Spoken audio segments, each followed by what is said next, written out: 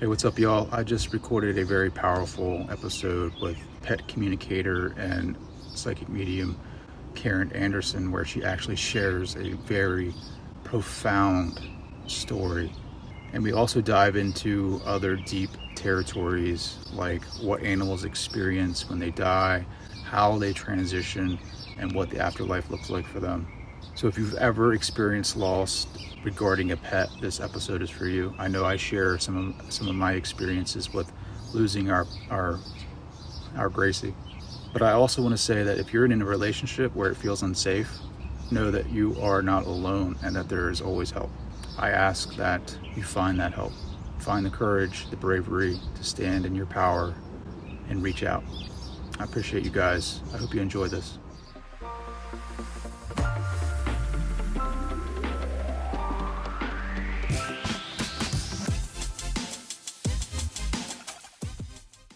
Karen, thank you so much for taking the time. This is a very close to my heart conversation. I recently lost my pet, my dog, Gracie, of 8 years last month. And I didn't expect to feel the grief that I felt.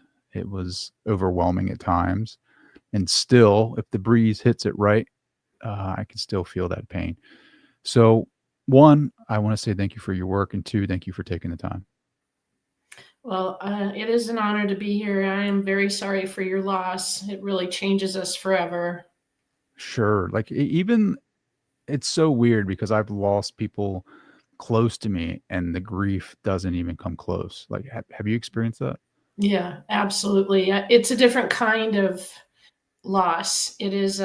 It's. I try not to compare the two because the loss of a human being, obviously, the loss of a beloved animal companion. There's something there that can run so deep. It is, they become part of our soul because they're with us so much and they spend so much time with us and share so many memories and experiences with us. So while I will never compare the two because they are really, really different, I agree. I think the loss of some of my animal companions has been harder for me to cope with than the loss of some of the humans in my life. No disrespect, I don't mean any disrespect, of course. No disrespect. It's just that they're different because I think they're like the closest examples of unconditional love that we can get to, right? Like they're mirrors of that unconditional love that we can access. Like they bring it out in us. And then when there's no, like humans, we put conditions on things. Like I'll love you, Karen, but only if you come on the show, right? Like, Right. where And I can yell at my dog right. and 5 minutes later she'll forget about that and come in and lick me all over my face. So Yep, yeah, I absolutely. think it's great. I think it's great that your books are out there for people for their healing because it gives so many different examples of how you were able to communicate with animals. And I find it so fascinating because you're an animal communicator slash medium, however you want to label that, but your background is in criminal justice. So it seems like it's two different worlds, but it's so cool how you can tie them together. It's very cool when I talk about it and look back on it. It didn't make sense to me at the time, but now it does. Now I can see where all the puzzle pieces fit in and why I was led down that path that ultimately got me to where I am now. But the criminal justice was something that just was never on my radar. Like I never dreamed of being a police officer. It was never something that I had in my goals, nor was being an animal communicator for that matter. But I just followed my heart. And I think that's what I want to share with those that are here that are taking time to listen. You have to follow your heart. We get one chance at this crazy and wild life. And if you're not listening to your heart and where you're drawn and what's calling to you, you're missing out on some pretty incredible experiences. I love that. I love that. How do you listen to your heart? I tune everyone else out, especially family. Sorry, family. They are our biggest critics, especially if we do something that's not mainstream. Now, if I wanted Sure. to be a doctor or a lawyer or an attorney or nurse practitioner or graphic artist or something, they probably would have been very supportive of those fields. But first, I chose law enforcement, which any parent is going to be, oh my gosh. But then to tell family that I'm going to leave law enforcement so that I can communicate with deceased pets and deceased humans, I mean, they literally wrote me off like I was nuts. And I heard it. It didn't just go away. I mean, I kept hearing it. Not everyone, but it kept bubbling up. And some family members actually excommunicated with me. Yeah. Wow. Well, Hmm. so do you think it's like the religious programming that was disallowing them to have a relationship or like accept your No, path? No? no. In the case of the person who did that to me, it was very fear based, uninformed, forming ridiculous opinions about something. The people that know the least about a topic are the ones that are often the biggest critics or have the biggest opinions against it, Sure. in my opinion, of course. So this person was just uninformed and made all these ridiculous assumptions, thinking I was going to be like hosting seances and running around with a crystal ball in my hand and, you know, Do you do ridiculous. those? Do you do any of that? Do you run around with a crystal ball? I promise never. The closest thing I have to a crystal ball is right here. I have a piece of Uh-oh. quartz crystal. That's it. But I Watch just like out. it. Yeah, She's right. on the loose Ooh, running around there, and there goes Karen. That's the so closest thing. when did you realize you had this ability to communicate like with beyond the veil for not only human species but also animals? Well, animals were the first souls in my life that I connected with on a truly deep and personal level. I always felt weird, like a fish out of water, with especially at school with other kids. I just felt like I didn't fit in. I got teased a lot when I was in grade school, and I didn't have a lot of friends, but animals were always there for me. So I was rescuing at a very early age. I was saving birds and, wounded critters and bugs and whatever else I could. So I really connected with animals first and foremost. And I think that's where I developed my true sense of connecting with them. And that became very clear with my childhood dog named Prince. He was a tri-colored collie. He looked just like Lassie, except he had the blacks in him as well as the brown and the whites. And he was the one that I can remember actually having specific conversations with when I was 5 or 6, right in that age range. But it was something that I had forgotten. I pushed it down and I ignored it for a long time, disregarded it for a long time. So those were my first experiences. And I also could see human spirits. So I would see departed loved ones from our family that I had never met, and I would know things about them. And this and freaked my parents out, and they didn't know what to do with that. So they discouraged me. And I learned very early on try to hide it, to hide my abilities because I thought I was doing something wrong. You want your parents' approval, right? So I hid what I was doing and I didn't tell anyone and pushed that down as well. So those abilities were there from a very early age.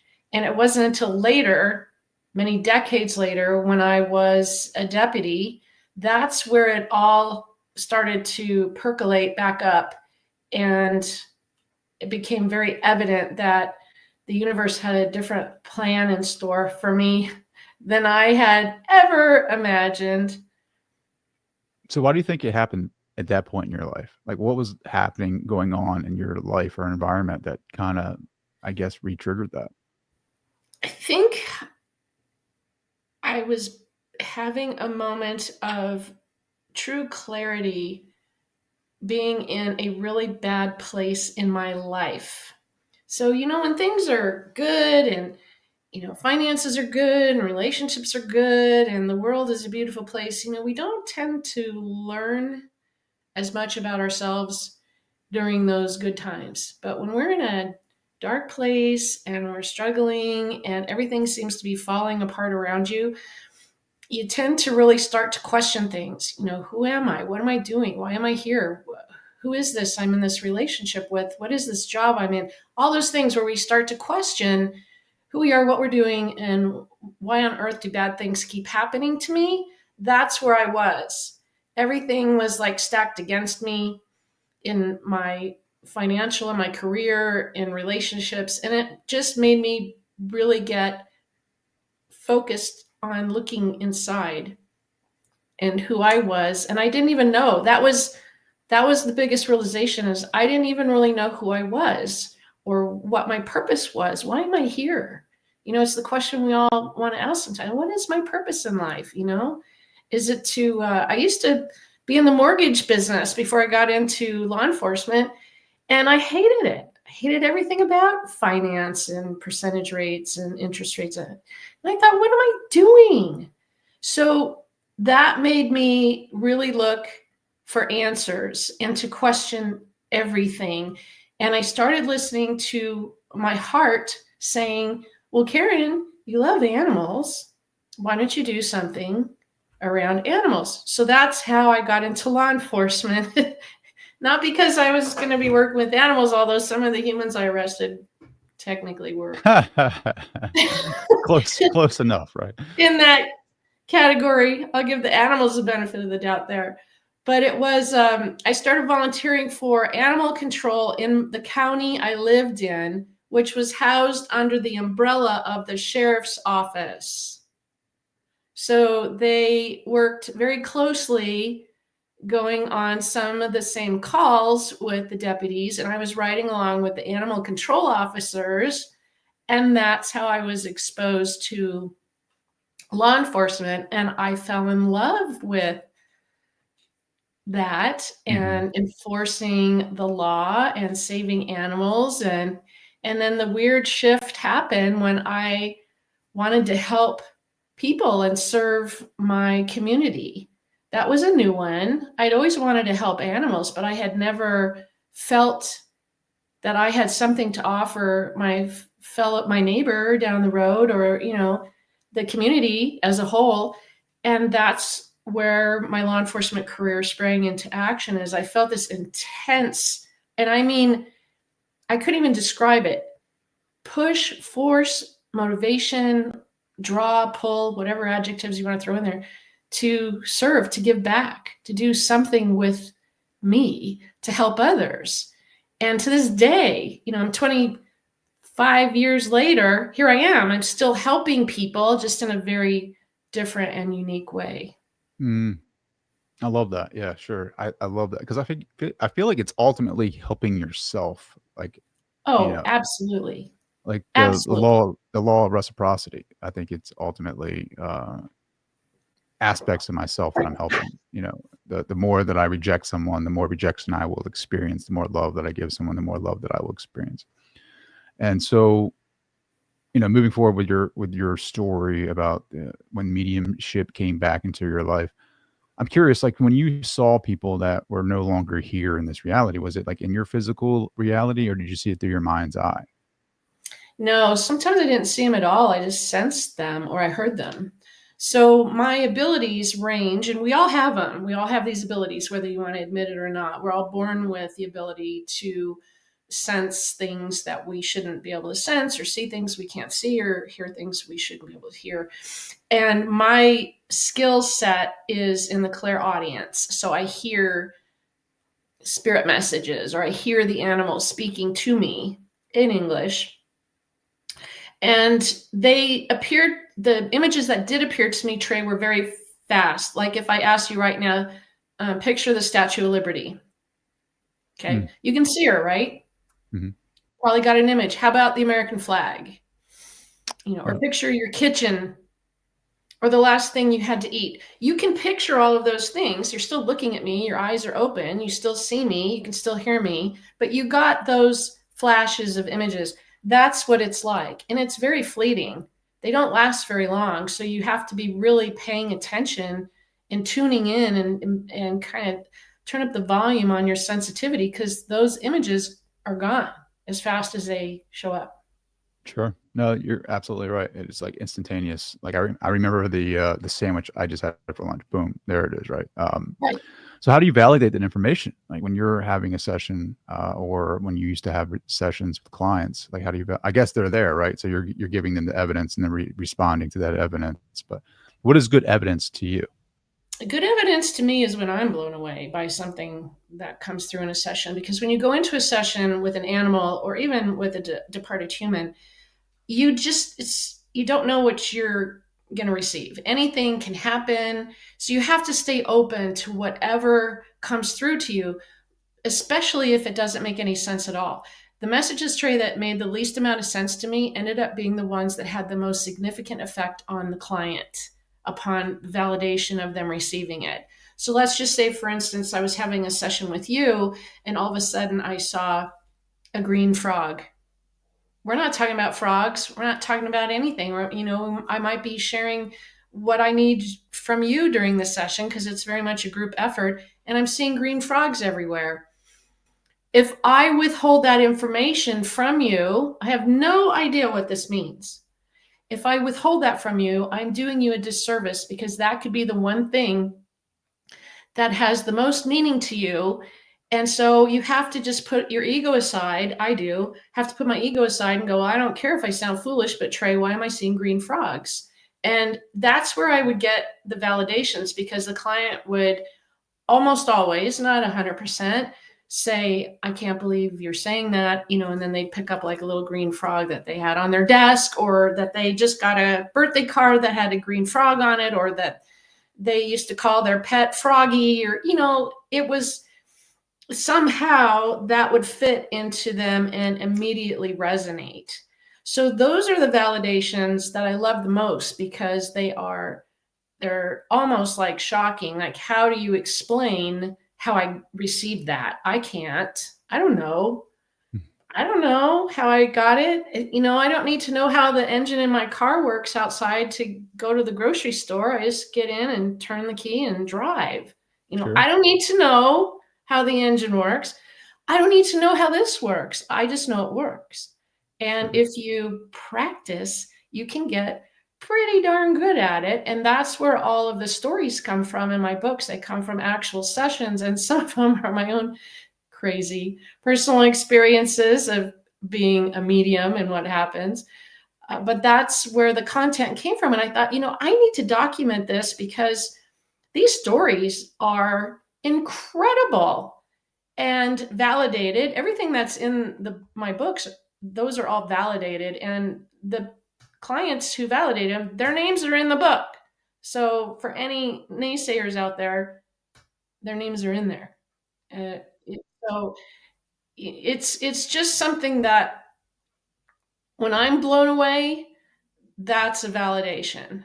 If it's something like, oh, let's say for you, Gracie loves you and misses you, that's not a validation. That's a horoscope reading. Those aren't the types of sessions that I would conduct. I would get those little snippets of evidential validations that only you and Gracie would know, and that's what I would share, because we want to know. We want to know, are you really communicating with her? How do I know you're not just making this up, or you didn't, go online and do a search on me and find out, where I live and what I do and all that stuff.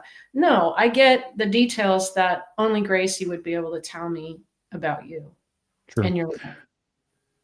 Um, I have this thought as soon as she passed away, like just I will say this, like there was regret from my side Mhm.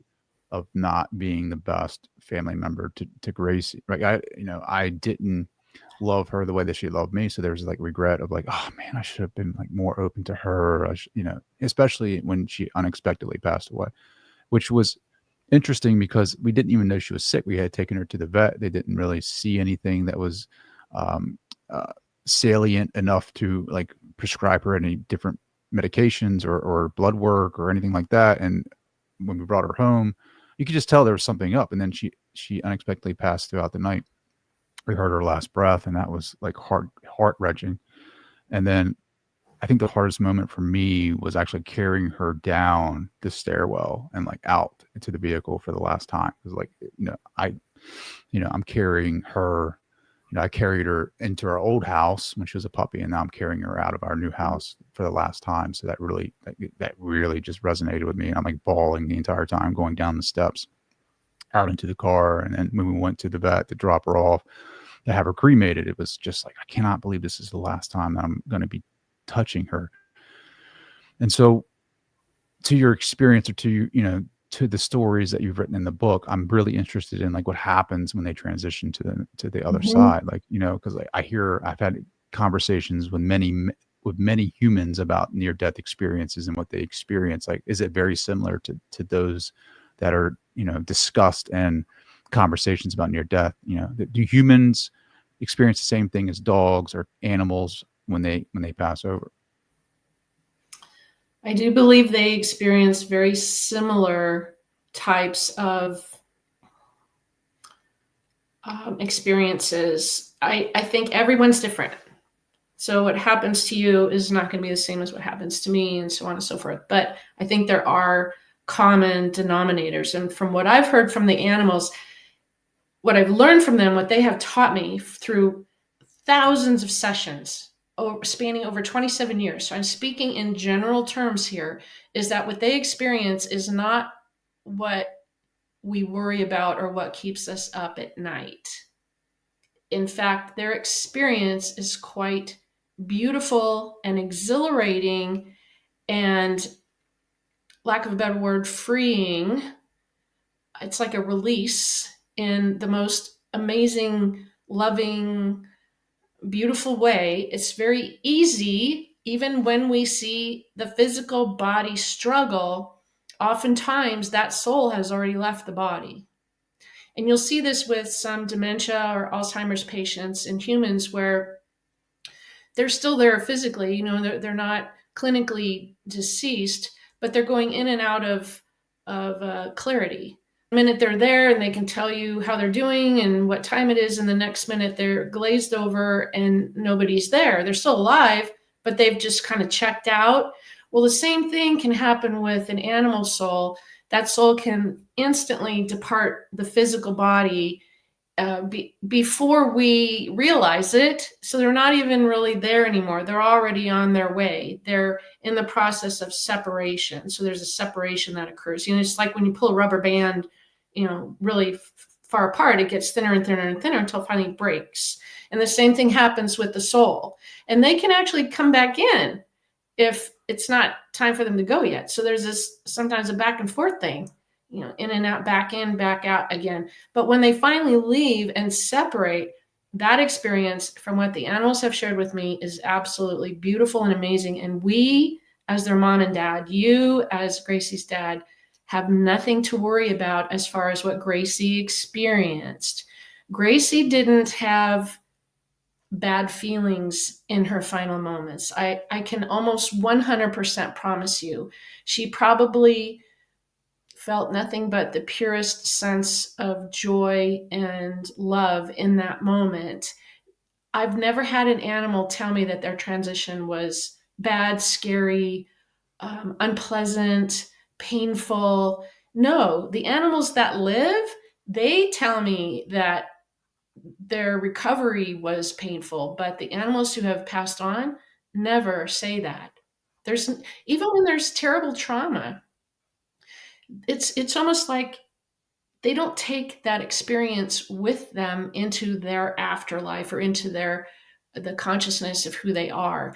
That horrible experience, let's say, blunt force trauma or something like this happened to one of your companions, that's all we obsess about is that moment of impact. And oh my gosh, how horrible that must have been. If I were to connect with that departed animal later and ask them about it, first of all, they probably wouldn't talk about it. They don't want to talk about those things. We do, but they don't. So if I could get any information at all, it would probably be very little. And from what they remember, They only have positive things to say about their transition. It would never be about the moment of impact or what we saw when we went to their aid. That is not, they don't take that with them. And I think that's the thing that has helped me so much, because I've helped hundreds of animals cross over with the help of the vet, of course. And some of them are not pleasant Mm. for whatever reason. And we obsess about that, right? Because it's our last experience with them, and we run it through our minds over and over again, and we make ourselves sick about it. And like you, we feel regret. Like, why didn't I find this sooner? Why didn't I take her in sooner? Why? And the animals never say that. In fact, the animals generally, like I said, they don't want to talk about their final moments. And if they do, all they express is the amount of love that they feel from us, with no judgment, zero judgment. We're the ones who judge. We're the ones who place those types of things upon them. They don't place them on us. I agree. I think again, we are our own worst enemies when it comes to that. We get inside of our minds and Yes. we create Yes. stories. And if you talk to someone who's been in a horrific accident where they've actually gone into a coma, excuse me, that person will likely remember everything up to the moment of the accident. And they won't be able to tell you anything that happened, like when they went through the windshield or upon impact. They'll have no memory. Think about it. That Hmm. they don't remember. It's not part of their experience. And the same thing happens with our animals. So those moments, like I said, the things that keep us up at night, things that kept me up at night, are not part of their experience. So you are obsessing for no reason. So my words of wisdom are, stop it. Don't do that. Take that, because that's a big ball of energy right there, and turn it into something positive, such as how much you love them, how much they brought to you, how much they enriched their life, how much you miss them, how much fun you had with them, the amount of joy they brought to you. So you can take that same, because we have all that emotion and energy coming out. We want to put it somewhere. Put it somewhere that's beneficial to them and to you. And what I tell my clients, my readers, my followers is, get to the place through your grief where you can let go of what no longer serves you. If it doesn't serve you and it doesn't serve your companion, let it go. Because I guarantee you, I promise you, it's not part of their experience. They won't even mention it, it won't even come up. Many times I would do a missing pet session, and it would be determined that the animal was deceased. And when I would try to find out what happened, because the person always wanted to know what happened, I very rarely could. Sometimes I'd feel, pressure on the head, or sometimes I'd feel a pain in my side. But the animals were very, very rarely able to, in detail, tell me what happened to them or how they actually passed away. And I think that's kind of fascinating. It just blows my mind that if it doesn't matter to them, they don't take it with them. It's not part of their experience. That's so fascinating. So you can find lost animals? Yes. I It's didn't know it's that. not it's not easy. It's Yeah. hard because they move, right? So they move. And people move them and they hide. So missing pets is a really advanced, tough session. But yes, we have found them, and some of those stories are in my books. And there were many I could see them, I could see where they were, but their human couldn't find them, and that was really painful. It was really tough on me. And some we never found. Oh, And wow. most of the time, though, I do want to say, especially with cats, they are rehomed. They get into another area, or they get chased into another area, or a human takes them into another area, and they adopt another human, and they are usually okay. We generally think, oh, something terrible happened. That's our first knee-jerk response, is, oh, they must be dead. Something got them. And in my experience, that's not the case. They're rehomed. They Oh, find a wow. new place. That is interesting. Ooh. I love how you use they adopted another family. I think that's cool. Mhm. I also have come to the conclusion that as much as as much as I don't know, we used to tease Gracie because she was a special dog, and my closest friends will understand what that means.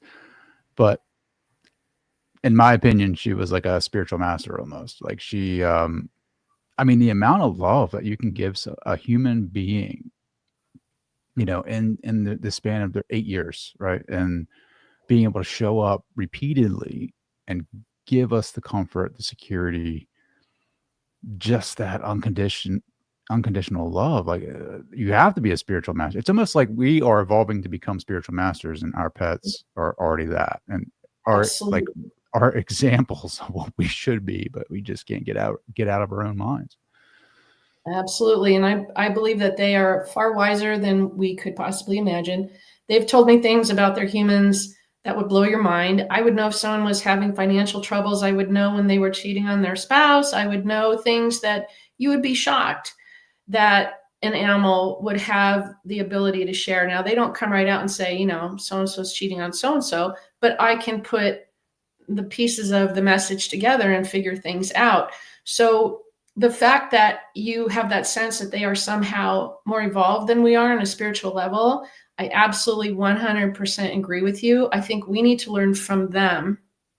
They're far superior than us in many ways, especially in the evolution of the soul and the spiritual level that they are. For instance, they don't fear death. They don't want to die. They all have a strong will to survive. There aren't animals that commit suicide. Think about it. They want to live, but they don't fear death because on a certain level, on a higher level, on a soul level, they know that the soul lives on, that there is more than just this physical realm. So while they will struggle to take their last breath and struggle to stay alive, absolutely, but they don't fear death the way humans do, the way I used to. I used to fear death. And I don't anymore because I've seen, or I've been told and experienced what it is like to actually go through the transition process and what life is like in an afterlife. And it really is a beautiful thing. And, don't go there before it's your time. That's the one message I always get is we all have our expiration date, and you need to abide by your natural expiration date, but it's not something to fear, and we will all be reunited again. You've heard this Rainbow Bridge place that people talk about. It's a little like that and a little bit not like that. Animals are not on a different level than humans. And Trey, one of the most comforting things that I experienced was I started out communicating with animals. I had no desire to connect with deceased humans, none, zero. And all of a sudden, right at about the 3 year mark of me being a professional, humans started to show up in my sessions.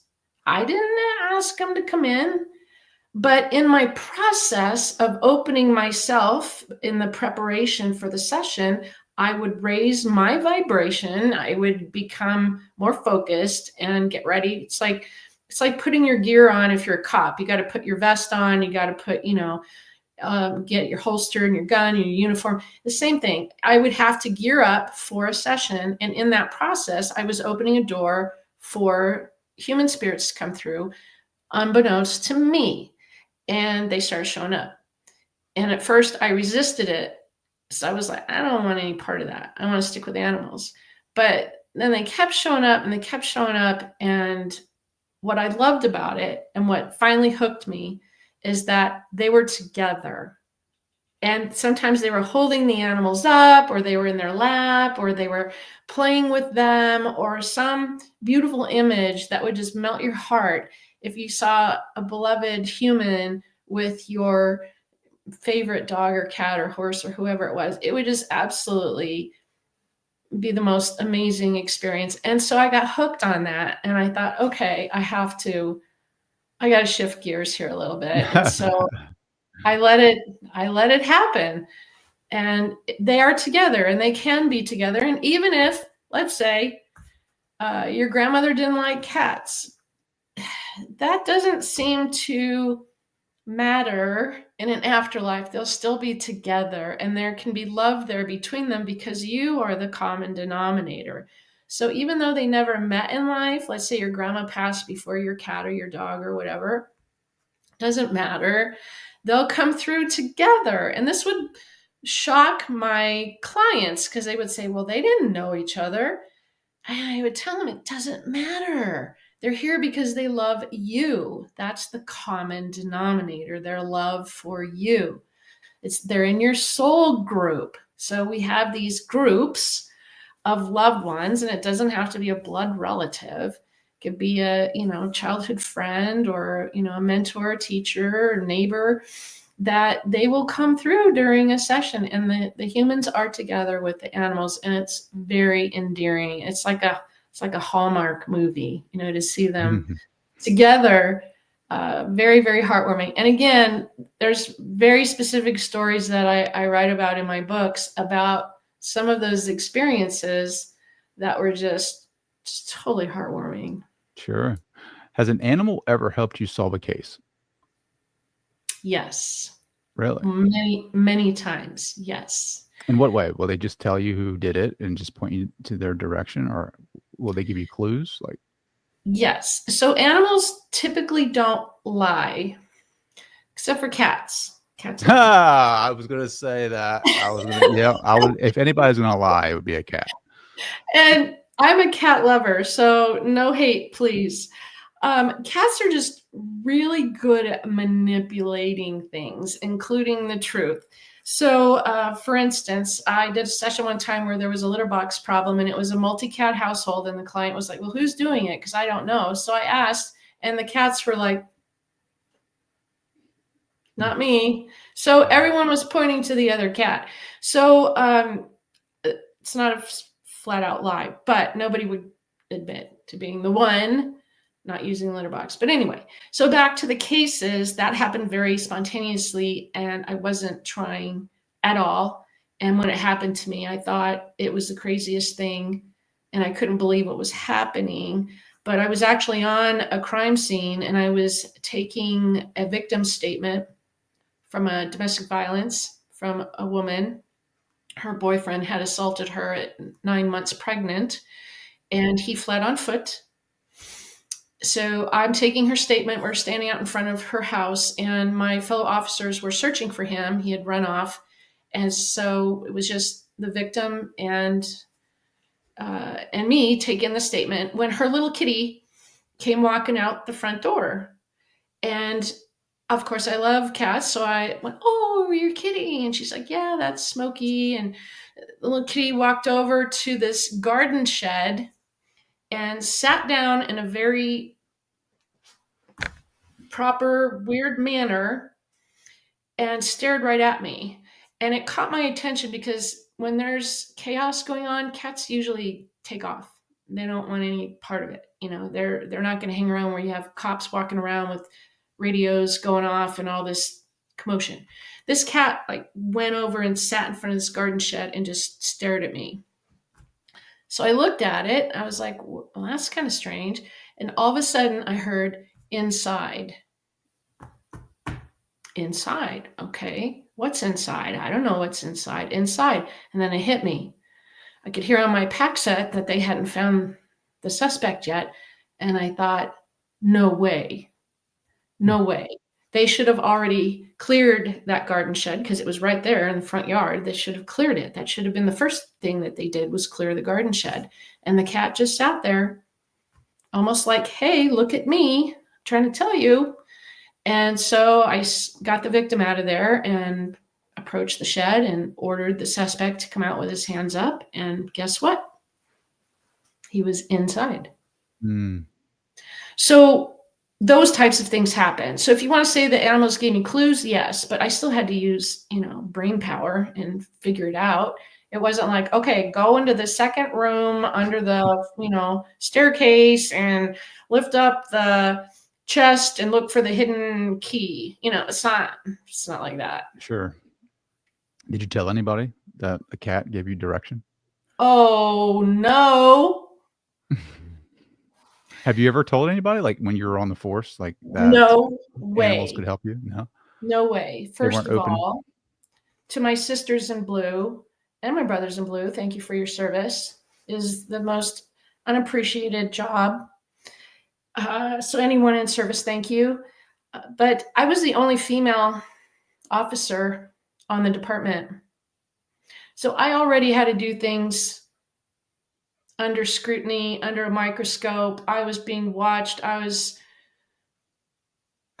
had to prove myself. I had to be, to score higher at the range. I had no way was I going to tell anybody, oh, I can't tell me. No, not going there. Mm-mm. When I finally wrote about it, I was like, oh, truth's out of the bag now. That cat's Cat out. is out of the bag. Yeah, but you know what?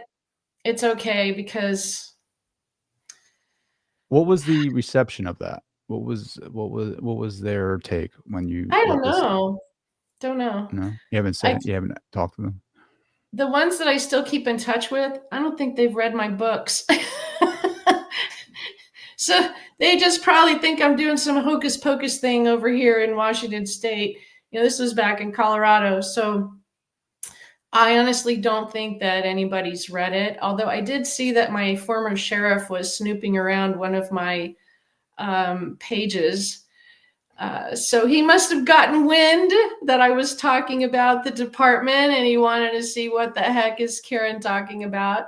I didn't say anything bad, so don't worry, anyone.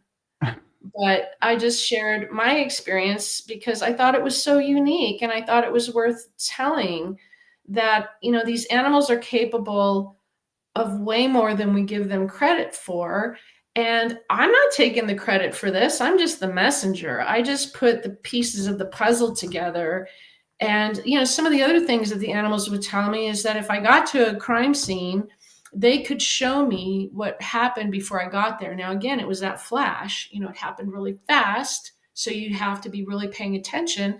But let's say on a domestic violence, sometimes you don't know who the aggressor is. Sometimes they're both the aggressor. Sometimes it's not the man, it's the woman. I mean, you just never know what you're walking into.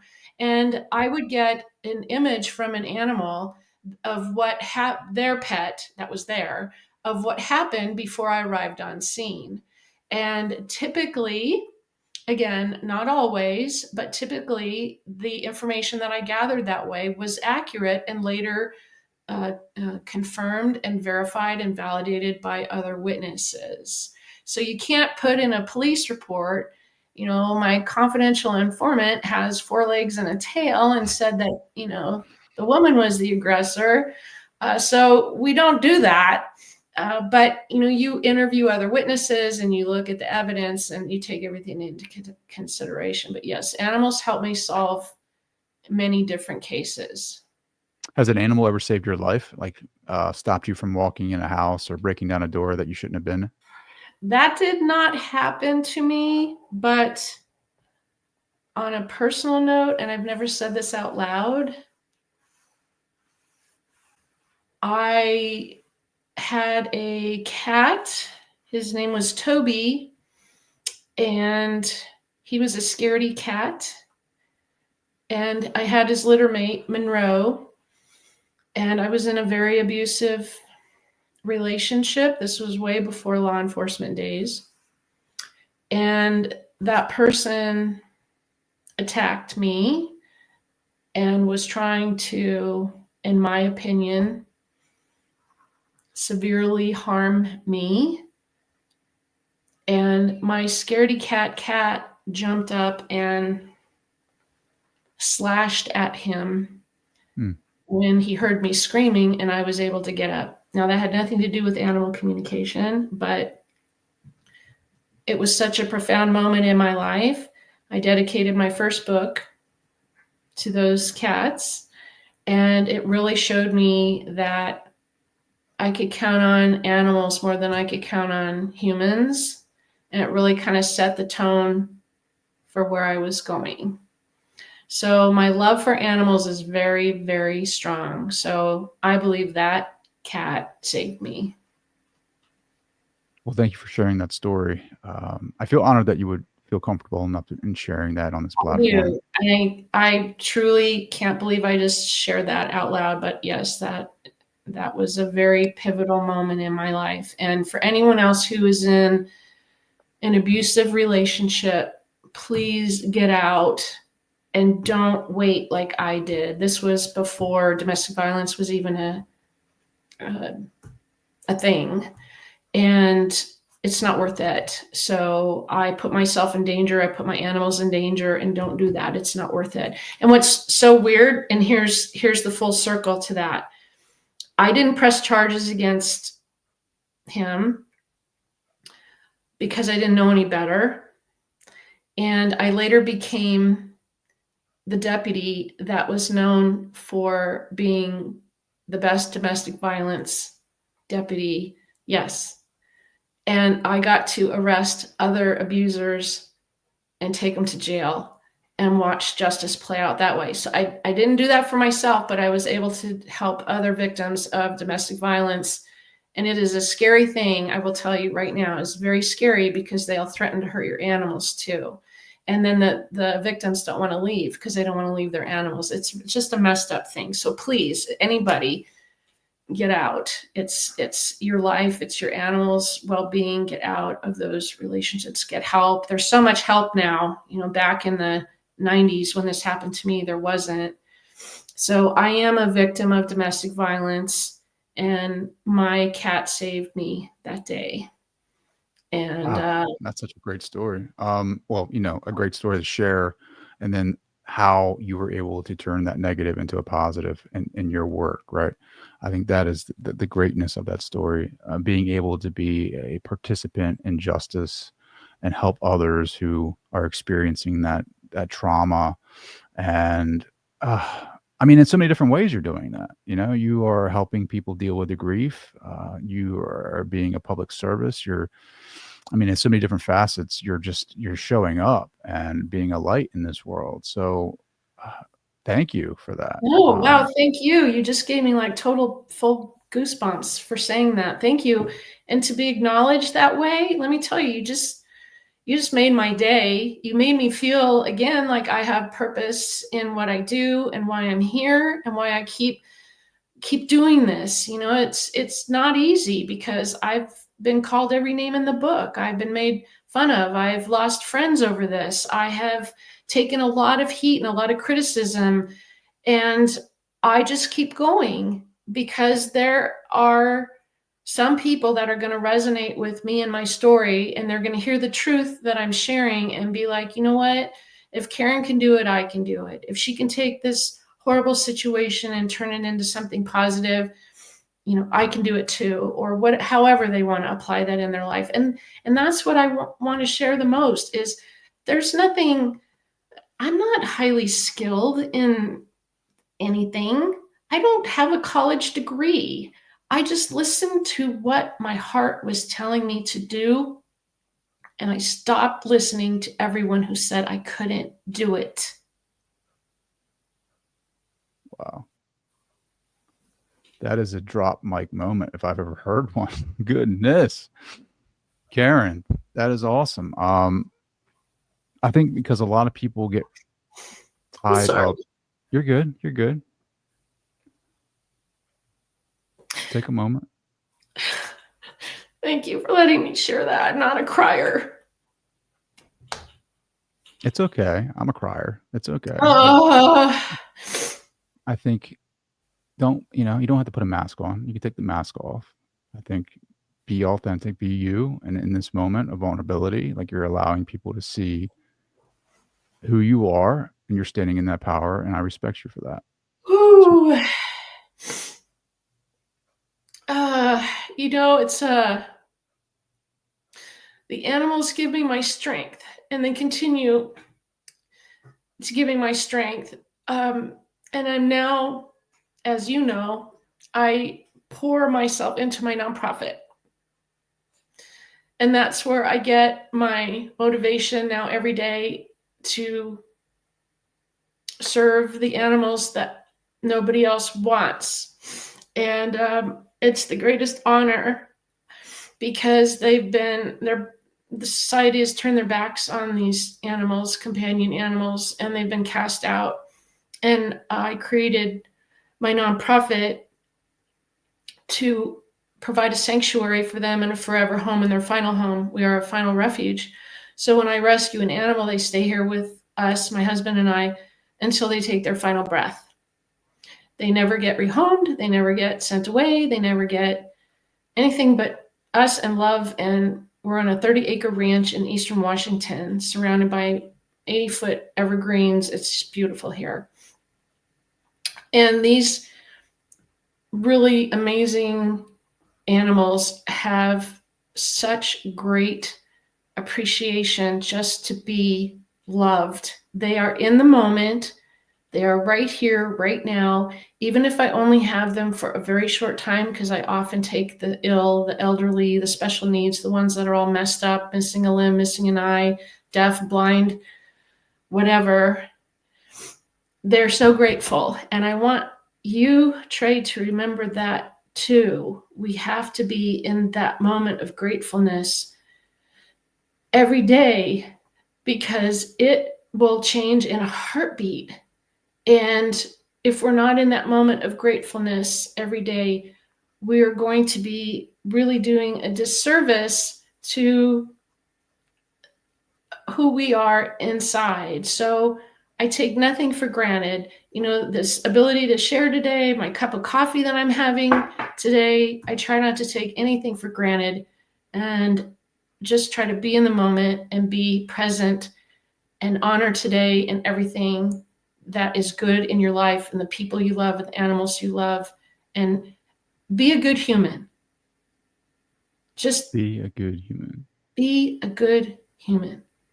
Help someone, help an animal. If you can't, go to my website, my nonprofit, and help us.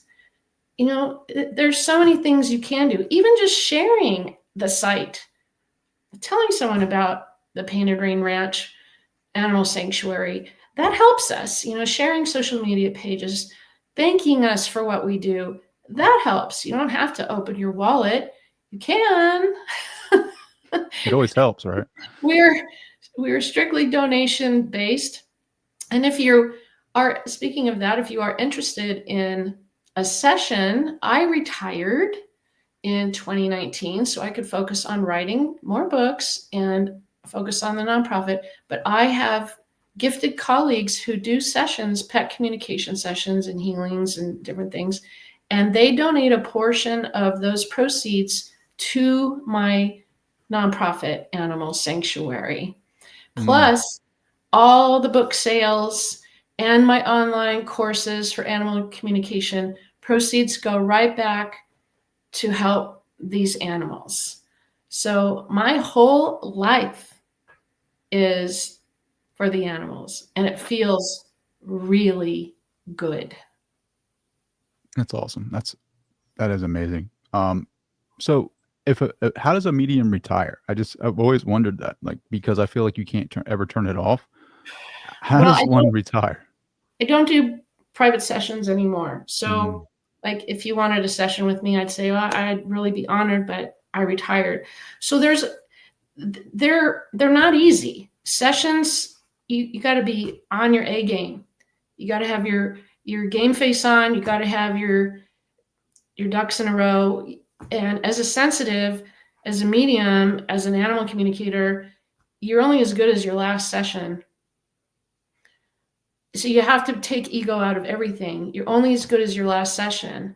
So you try to just do better than you did the day before or the last time you had a session. And as you age, you start to, I would say, not have quite as much as you used to in being on your A game. You know, it's why professional athletes retire. You know, they can still go play football or baseball or do whatever they're doing, but, you know, they're just not able to give it the full that they used to. So I felt that I was at a really good time in my life where I was still doing, you know, 5 out of 5 star sessions. And I wanted to stop there. I didn't want to go down. So I just stopped doing sessions. I do a lot of other things, especially writing. I have 3 bestsellers now, and online coaching. I love teaching other people how to communicate with animals. It's really easy, by the way. And I have a Facebook group, a practice group where members get in there and they practice with other members, animals, and I'll go in and, help out and provide, feedback and support. So I'm doing a lot of things. Plus, the nonprofit keeps me very, very busy. In fact, as soon as I get off this with you, I have a vet appointment. You're a busy woman for being retired. As soon as we hang up, I'm leaving because I have an appointment. That's awesome.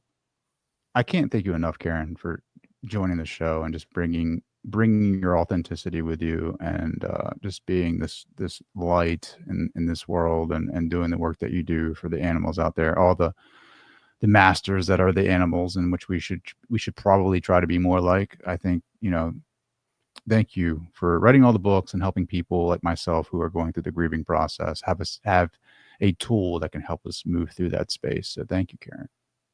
It is a pleasure and an honor, and thank you for reaching out and inviting me. And I hope that there were some golden nuggets of wisdom in there that your followers and your audience can take home with them. But the biggest one, most of all, is truly, let go of what no longer serves you. I promise you, your companions are always going to be right there with you. They don't disappear. They don't go to some faraway place. They don't forget about you. The bonds of love never die.